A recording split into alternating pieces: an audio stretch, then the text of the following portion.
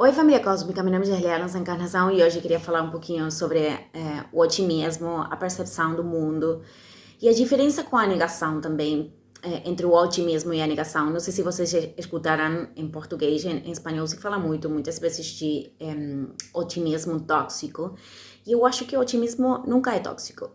Agora eu vou explicar por quê. Mas acho que o otimismo é uma ferramenta, é uma fortaleza que nós podemos desenvolver. E eu estou dizendo isso desde ter sido uma pessoa muito negativa. E com o tempo, e ainda estou fazendo o treinamento dos condicionamentos da mente, mas é importante, acho, ir mudando aquela percepção da realidade, simplesmente porque não vai ajudar, não vai colaborar com o nosso processo evolutivo. Então, acho que quando as pessoas falam de otimismo tóxico, estão falando de negação. E agora vou explicar as diferenças. Então, uma coisa que eu já disse anteriormente é que toda a nossa percepção sobre o mundo está totalmente ligada com as coisas que temos no interior, é dizer, nossas programações, nossas crenças, coisas que experimentamos no passado. Então, quando nós vamos encorajando para mudar, quando nós entramos no caminho espiritual e começamos a escutar aquela vozinha que sempre é como muito libertadora, sabem? É uma voz que sempre traz aquela paz interior de sentir que o caminho é por aqui ou por lá. Então, quando nós vamos mudando, quando nós vamos fazendo coisas na experiência e vamos, sabem, agindo desde aquela voz, então muitas coisas vão mudando também na nossa realidade, totalmente, porque nossa percepção está totalmente ligada, como falei recém, ao que contemos dentro. Então, é por isso que também nós vamos passando também por situações de escuridão, onde temos a possibilidade de revelar luz. E que é revelar luz? Revelar luz, basicamente, é compreender que através dessa situação, que aparentemente é escura, aparentemente é de escuridão, nós podemos obter uma nova compreensão sobre nossa existência e sobre a realidade. Também eu falei como é importante prestar atenção nos momentos onde também estão acontecendo coisas boas. Isso aqui não quer dizer que não podemos desfrutar, sentir prazer, aquelas coisas. Sino que é bom entender que essa labor é uma coisa constante e que se nós sempre prestamos atenção às coisas que podemos melhorar no momento presente, então muitas vezes não vamos precisar criar caos para compreender como podemos alinhar-nos com nosso ser superior, com nosso eu superior. Então, isso aqui que estou explicando, que acontece de maneira individual, é uma coisa que é totalmente aplicativa de maneira coletiva. Então, eu já não consigo perceber a realidade em separação. Eu não posso, sabem, delegar a responsabilidade por as coisas que acontecem para os políticos, para certos grupos, aquelas pessoas. Aqui, todo mundo está co-criando a sua própria realidade. E nessa cocriação da sua realidade está cocriando a realidade coletiva. Então, por isso é que eu acredito na expansão da consciência como a solução de todos os caos que temos criados como humanidade. E a verdade é que muitos de nossos conflitos no nível individual, eles são alimentados, eles são sustentados no tempo, sabem? Os conflitos e os problemas podem terminar ontem, mas se eles ficam, é porque nós sustentamos eles com nossas emoções e com nossos pensamentos. Então, eles ficam, sabem, sustentamos eles nos dias, passam semanas, às vezes, ou meses, com os mesmos conflitos, porque nós alimentamos eles. E é parte do processo também, porque nesse processo nós estamos aprendendo como temos que deixar certos hábitos que não estão colaborando, sabem, com nossa evolução, não estão colaborando com criar outra realidade que não é a que está acontecendo muitas vezes.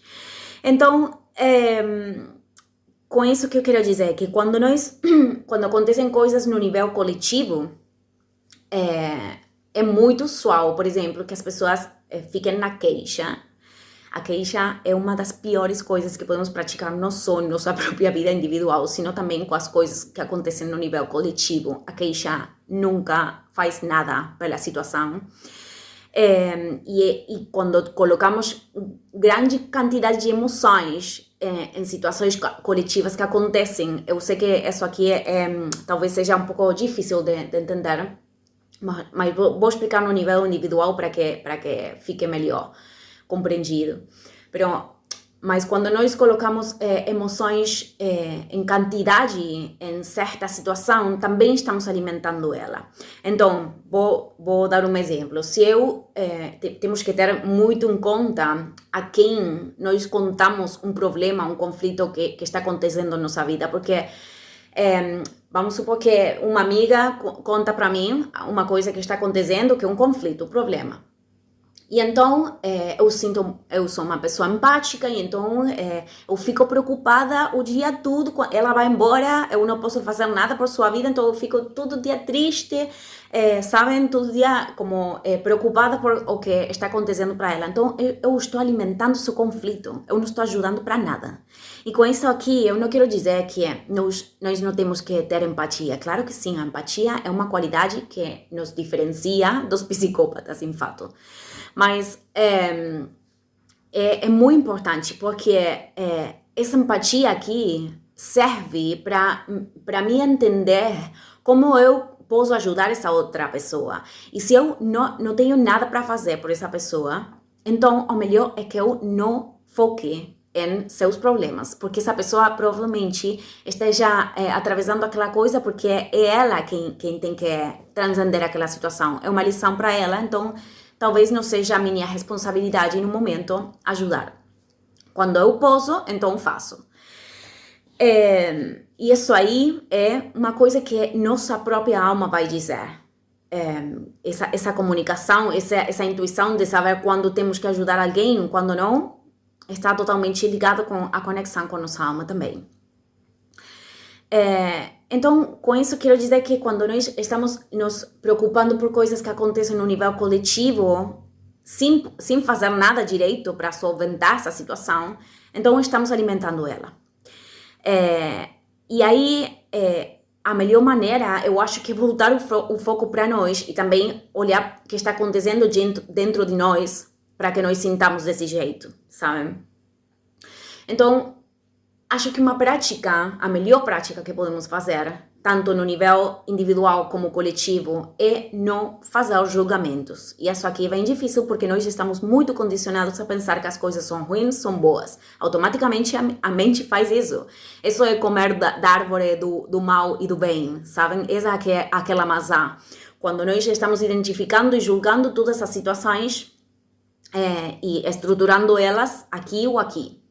E a verdade é que tudo que acontece aqui no sistema divino de Deus, ou da luz, ou do universo, como vocês quiserem chamar, é perfeito. Então, as coisas acontecem para algo. Claramente, muitos de nós queremos ver um mundo diferente. E eu acho que para mudar esse mundo, realmente temos que tomar a responsabilidade de mudar as nossas realidades individuais, porque são elas as que estão criando a realidade coletiva. E para isso, gente, necessitamos níveis de otimismo, porque se ante qualquer situação que traz frustração, que traz raiva, que traz tristeza, e eu não estou dizendo que nós não temos que sentir, é bom também fazer frente àquelas emoções, porque são parte do processo, somos humanos.